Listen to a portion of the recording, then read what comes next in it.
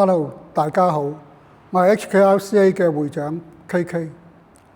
我會簡單分享一下 HKRCA 點樣有效咁實踐工匠精神，為配合我哋團結業界，推動中小型承建商同業界持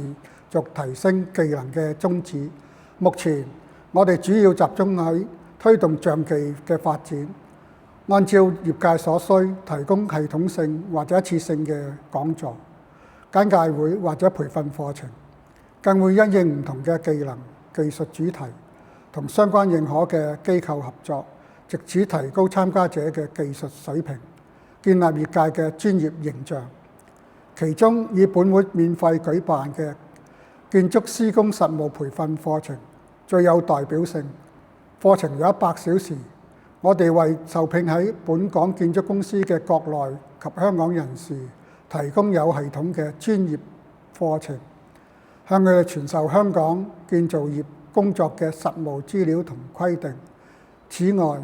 為補足第一階段未有參與課程嘅學員對技術上嘅追求，我哋亦善用科技為佢哋額外提供重溫課程，等佢哋可以跟上進度。而一系列嘅優化便利措施，有助提高象技水平。成效方面，我哋好開心知道參與建築施工實務培訓課程嘅學員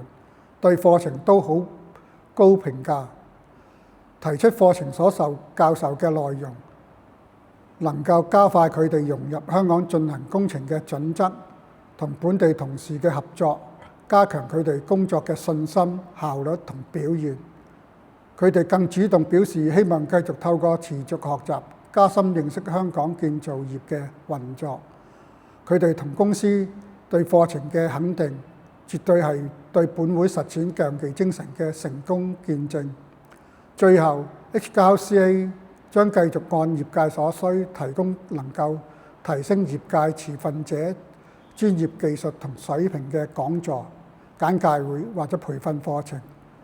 同心推動工匠精神。多謝大家。